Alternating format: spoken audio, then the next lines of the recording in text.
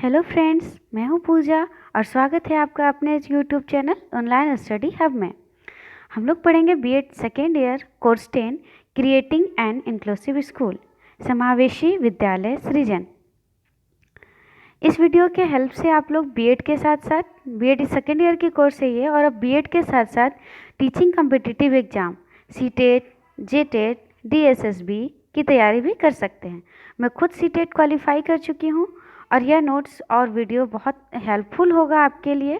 तो इस चैनल को लाइक, शेयर एंड सब्सक्राइब करें, जिससे आपको आगे भी वीडियो मिलता रहे, आपके कम्पिटिटिव एग्जाम के लिए हेल्पफुल भी हो। तो चलिए चलते हैं हम अपने आज के टॉपिक की ओर। तो हमारा आज का फर्स्ट टॉपिक है मीनिंग ऑफ एक्सेप्शनलिटी, यानी विशिष्टता का अर्थ। और हमारा नेक्स्ट टॉपिक है types of special needs. Previous class में हम लोग कुछ टॉपिक किए थे, जिस टॉपिक का कुछ पॉइंट्स छूट गया था तो वो रह गया था। उसका आज का पॉइंट से हम लोग आज का शुरुआत करते हैं। समान विकास को प्रभावित करने वाले कारक क्या, हम लोग 4 पॉइंट कल किए थे। रोग किए थे, पोषाहार किए थे, ये भार एवं आकार का किए थे, ये भार होगा, शारीरिक भार का आकार किए थे, और आत्मविश्वास का अभाव। हमारा आज का टॉपिक है, हम आज के पॉइंट से स्टार्ट करते हैं।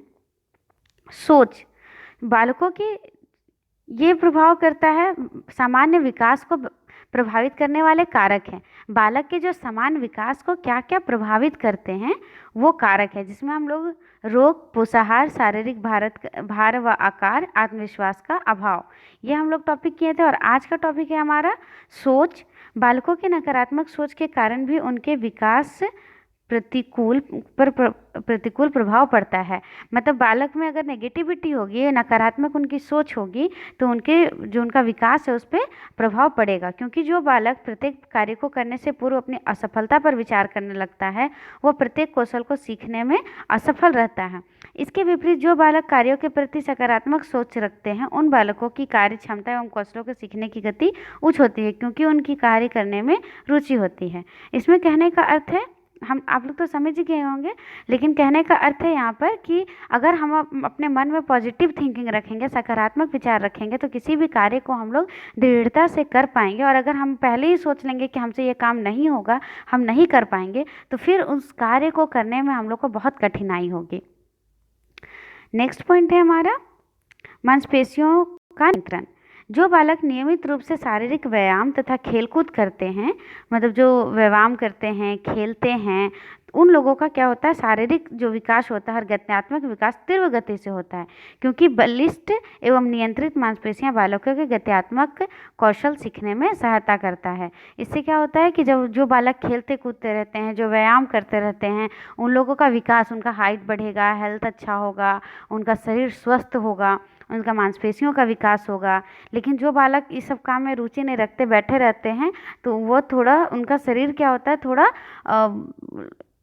उनको शारीरिक कार्यों में गति कम होती है, धीमी गति होती है उनकी। हमारा नेक्स्ट पॉइंट है अभिप्रेरणा अभाव। बालक जब किसी गतिविधि को करता है तो उसके लिए वह प्रशंसा के 2 शब्द सुनना चाहता है। यदि किसी बालक को कार्य करने पर भला बुरा सुनने को मिलता है तथा अपमान शब्द सुनने पड़ते हैं, तब वह कार्यों के प्रति अरुचि रखने लगता है। इससे उसका विकास अवरुद्ध हो जाता है। क्या होता है, जब इसीलिए हम लोग को कभी भी कोई बालक अगर कुछ कार्य करते हैं, तो हम लोग को उनको शाबाशी देना चाहिए, उनके कार्यों की हमें सराहना करनी चाहिए। क्योंकि अगर उन्हें हम जब कटु वचन बोलते हैं, तो बालक में अभिप्रेरणा का अभाव हो जाता है और उस कार्य को दोबारा करने से घबराते हैं। अगर उनको उसी कार्य के प्रति अगर प्रशंसा हो, तो वह कार्य को करेंगे और सहजता से कर पाएंगे। हमारा नेक्स्ट पॉइंट होगा विशिष्टता का अर्थ। चलिए तो हम लोग चलते हैं अपनी आज की टॉपिक की ओर। आज का हमारा टॉपिक है विशिष्टता का अर्थ, मीनिंग ऑफ एक्सेप्शनलिटी। विशिष्ट का अर्थ है सामान्य बालक से भिन्नता रखने वाला बालक। मतलब जो सामान्य बालक है, उससे जो भिन्न बालक है, उसे ही विशिष्ट बालक के रूप में कहा जाता है, विशिष्ट के रूप में जाना जाता है। आवश्यकताएं विशिष्ट शारीरिक मानसिक सुरक्षा की आवश्यकता से संबंधित होती है। मतलब जो हमें शारीरिक सुरक्षा, मानसिक सुरक्षा की जो आवश्यकता होती है, उससे संबंधित होती है हमारी विशिष्ट आवश्यकताएं। इसका मुख्य संबंध विशिष्टता से होता है। व्यक्ति जीवन बीमा की पॉलिसी लेकर, मकान बनाकर एवं ज़मीन खरीदकर अपनी सुरक्षा की आवश्यकताओं को प्रदर्शित करते हैं। हम लोग अपना सुरक्षा, अपने आप को कैसे सुरक्षित कैसे महसूस करते हैं? जब हम लोग अपना घर बना लेते हैं, अपना ज़मीन खरीद लेते हैं, घर घर बनाकर फिर अपने जीवन अपना हम लोग अपना पॉलिसी कराते हैं, गाड़ी की पॉलिसी कराते हैं, जीवन की पॉलिसी कराते हैं। उससे हम लोग अपने अपने आप को सुरक्षित महसूस करते हैं। उसी तरह बालक को भी शारीरिक और मानसिक सामाजिक स्थिति वाले बालक या व्यक्ति भी अपने इन स्थितियों में सुधार चाहते हैं। यानी बालक का समाज में कैसा स्थिति है, उनकी मानसिक स्थिति, उनकी शारीरिक स्थिति को सुधार करना ही उनको सुरक्षित बनाता है। यह सुधार किस प्रकार हो, यही विशेष आवश्यकताएं हैं। मतलब उनका जो उनमें जो कमी है, उनमें जिस तरह की भी डिजेबिलिटीज़ है, उसका सुधार किस प्रकार हो, और यही उनकी आवश्यकताएं हैं। इन आवश्यकताओं से संबंध सुरक्षा प्रदान करने से है, जीवन में स्थायित्व लाने से है। यानी अपने काम को उस सुदृढ़ तरीके से कर सके, यही उनका जीवन का लक्ष्य होना चाहिए, उनकी आवश्यकता यही है। आत्मनिर्भरता से तथा डर से मुक्त रहने से हो सकता है। व्यक्ति के विचार एवं व्यवहार को सर्वाधिक प्रभावित करने लगती है। जो क्या होती है कि अगर आत्मनिर्भरता रहता है अगर मन में, तो भी व्यक्ति के विचार को प्रभावित करती है, और अगर हम लोग को बालक के मन में डर रहता है किसी तरह का, तब भी उसके विचार उससे प्रभावित होते हैं। मुख्य आवश्यकता होती है, जैसे व्यक्ति को श्रवण यंत्र की आवश्यकता, दृष्टि बाधित बालक को दृष्टि से जो बाधित होते हैं उनको चश्मे की आवश्यकता, कि उनकी सुविधाएं प्रदान करना आवश्यक है। मतलब उनको जिस भी तरह का कमी है उस तरह की उनको सुविधाएं प्रदान करना आवश्यक है, और यही उनकी आवश्यकता है जिसको हमें पूर्ण करना चाहिए। विशेष आवश्यकताओं के प्रकार, क्या क्या विशेष आवश्यकताएं क्या क्या हैं? विशेष आवश्यकताओं के प्रकार में पहले हम लोग सब टॉपिक पढ़ लेते हैं। क्या है? बौद्धिक रूप से भिन्न बालक, शारीरिक रूप से भिन्न बालक, मतलब जो थोड़ा मंद बुद्धि हो, उनका सोचने समझने की शक्ति जिनमें थोड़ा कम हो, शारीरिक रूप से भिन्न बालक। उसके बाद है मौखिक संचार में भिन्न बालक, मनोसामाजिक रूप से भिन्न बालक, सांस्कृतिक रूप से भिन्न बालक, वंचन के आधार पर भिन्न बालक। इसे हमें डिफाइन करते हैं थोड़ा। बौद्धिक रूप से भिन्न बालक में क्या है कि मानसिक रूप से मंद या पिछड़ा, यानी जो मानसिक रूप से मंद या पिछड़ा, ये थोड़ा स्लो है पढ़ने में, स्लो रीडर है, स्लो लर्नर है, सीखने में उससे ज़्यादा वक्त लगता है, या मानसिक रूप से थोड़ा मंद, जो चीज़ों को समझ नहीं पाते, वैसे बालक। तो बौद्धिक रूप से वो भिन्न बालक हो गए। और शैक्षिक रूप से पिछड़ा प्रतिभावान और सृजनात्मक बालक। मतलब या तो शैक्षिक रूप से पिछड़ा, विशिष्ट बालक कौन कौन से हो गए? या तो वो शैक्षिक रूप से पिछड़ा होंगे, या फिर प्रतिभावान होंगे, यानी कि वो शैक्षिक रूप में बहुत आगे होंगे, उनका जो बुद्धि का विकास है वो बहुत तीव्र गति से होता होगा, उनकी बुद्धि लब्धि बहुत ज़्यादा होगी। और एक सृजनात्मक बालक, जो क्रिएटिव थिंकिंग के होते हैं, वो हो गया सृजनात्मक बालक। नेक्स्ट पॉइंट है शारीरिक रूप से भिन्न बालक।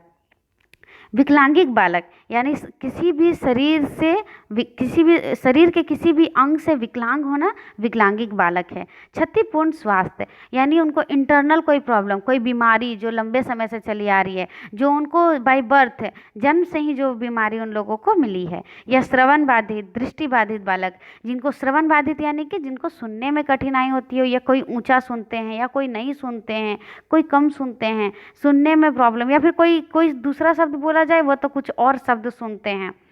और एक दृष्टि बाधित बालक, जिनको देखने में प्रॉब्लम होता है, निकट दृष्टि दोष, दूर दृष्टि दोष, या किसी को कुछ भी दिखाई नहीं देता, वो दृष्टि बाधित बालक हो गए। ये हो गए शारीरिक रूप से भिन्न बालक।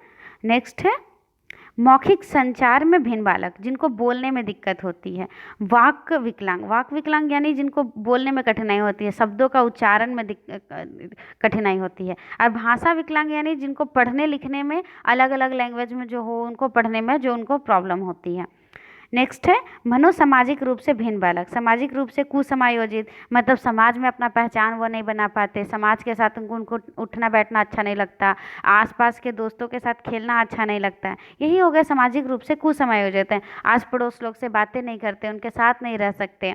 अपराधी प्रवृत्ति के बालक, जो मनोसामाजिक रूप से जिनकी मानसिक प्रवृत्ति सही न होती, वो अपराधी भी बन सकते हैं, या तो वो बहुत श्रेष्ठ बनते हैं, बहुत ऊपर तक जाते हैं, या फिर वो अपराधी प्रवृत्ति के होते हैं, जो गलत रास्तों में चले जाते हैं।